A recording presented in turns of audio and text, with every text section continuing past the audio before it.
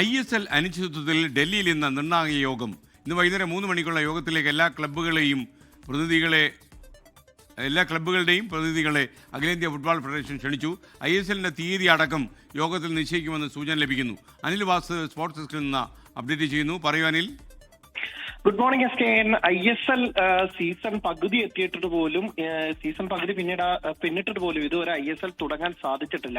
വലിയ അനിശ്ചിതത്വമാണ്. ഇന്ത്യൻ ഫുട്ബോളിന് തന്നെ വലിയ നാണക്കേടുണ്ടാക്കുന്ന സംഭവമാണ് ഇത് തന്നെ. ഇത് ഇന്ത്യൻ ഫുട്ബോൾ തകർന്നു എന്ന് തന്നെ നമുക്ക് ഈ ഘട്ടത്തിൽ വിശേഷിപ്പിക്കാം. ഇനി എങ്ങനെയെങ്കിലും ശേഷിക്കുന്ന നാളുകളിലെങ്കിലും തട്ടിക്കൂട്ടിയെങ്കിലും ലീഗ് നടത്താനുള്ള ഒരു ശ്രമത്തിലാണ് അഖിലേന്ത്യാ ഫുട്ബോൾ ഫെഡറേഷൻ. അതിന്റെ ഭാഗമായിട്ടാണ് ഇപ്പോൾ എല്ലാ ക്ലബ്ബുകളുടെ പ്രതിനിധികളെയും ഇന്ന് ദില്ലിയിലേക്ക് ഒരു നിർണായക യോഗത്തിന് വിളിച്ചിരിക്കുന്നത്. 3 മണിക്കാണ് ഈ യോഗം. ഈ യോഗത്തിൽ ISL താൽക്കാലികമായിട്ടെങ്കിലും ഹോം ആൻഡ് അവേ ഫോർമാറ്റ് ഒന്നുമില്ലാതെ 2 വേദികളിലേക്കെങ്കിലും ചുരുങ്ങിയ ഒരു 3-4 മാസത്തിനുള്ളിലേക്കെങ്കിലും നടത്താനുള്ള ഒരു പദ്ധതിക്കാണ് അഖിലേന്ത്യാ ഫുട്ബോൾ ഫെഡറേഷൻ ഇപ്പോൾ പദ്ധതിയിടുന്നത്.